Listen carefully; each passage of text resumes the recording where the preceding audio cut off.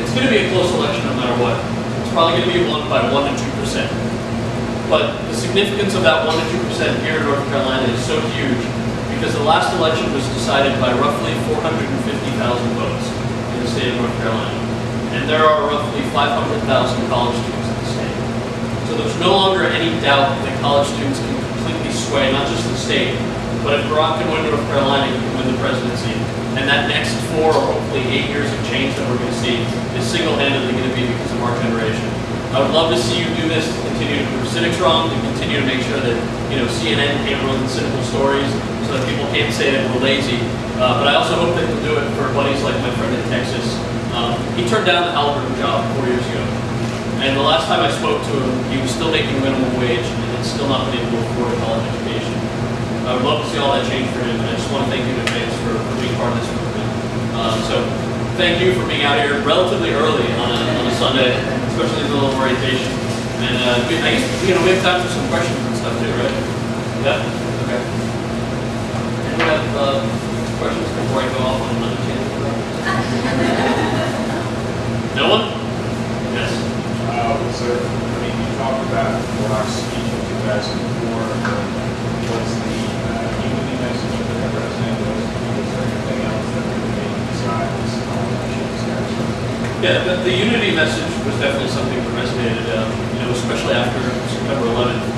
I and most of my friends seemed kind of insulted that no matter what your political affiliation was, it seemed like politicians were trying to make this blue state red state thing continue. And that's part of what I felt like made us less secure, less safe, and less unified. So that was definitely part of it, but Barack's specific plans were certainly key to that. His $4,000 tax credit for every person who wanted to go to college, my friend in Texas, I mean, it's still built.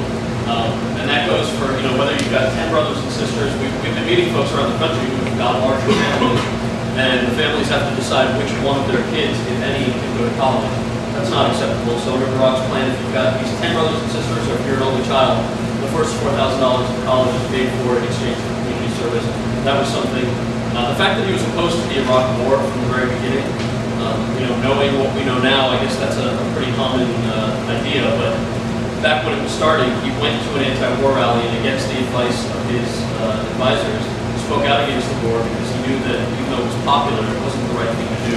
It was going to make us less safe. It was going to make us spend, $10 billion a month that we're spending over in Iraq, where we've seemingly forgotten under Bush and Payne about folks like Osama bin Laden, where we've completely forgot about the ability to invest in places like North Carolina, where manufacturing jobs since Bush took office have fallen by at least 30%. Those jobs need to come back under Barack's, under his environmental plan alone. There are 5 million new what are called green jobs that are going to be coming to the United States. So places like North Carolina that have lost so many jobs. I mean, the specifics of his plan, the platform is obviously unity and change, but the way in which those changes are going to be brought about was really inspiring, I think, to a lot of us, the more that we read.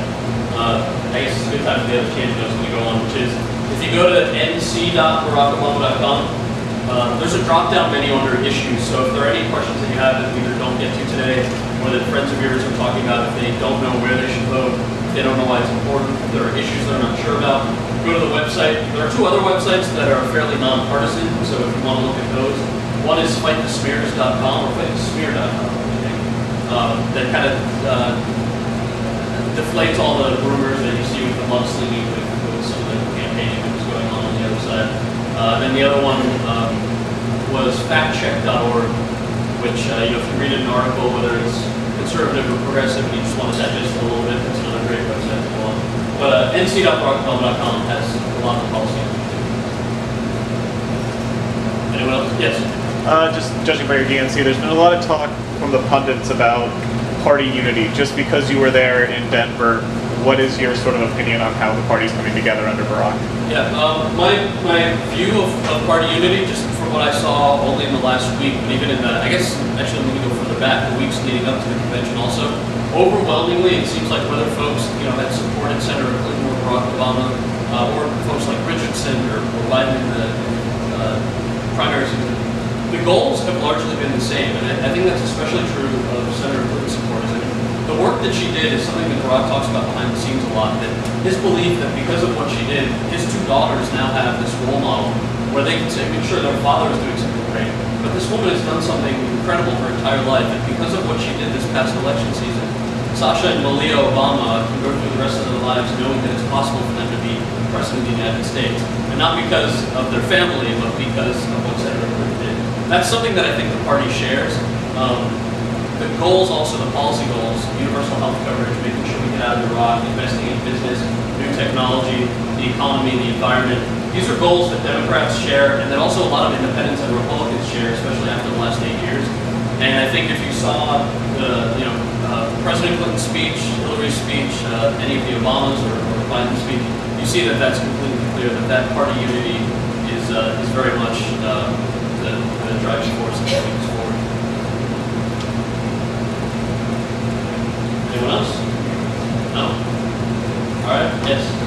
Besides the, I guess the idea of the bigger picture, what exactly should make a person my age want to vote for a Rock College? Well, what are your particular visions?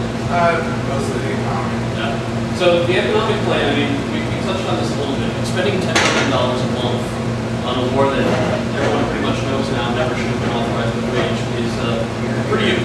What's that? Here. Yeah. I mean, that's a pretty egregious violation of even what the Republicans had said they wanted to not do, which is just outright spending for no apparent reason.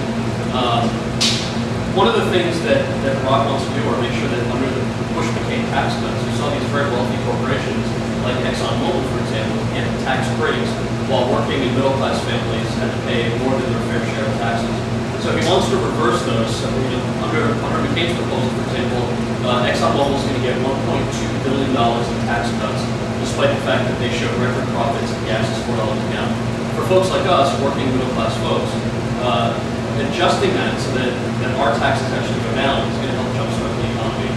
Investing that $150 million in new jobs, 5 million new green jobs for back to the United States. Those are just a couple of the key economic components.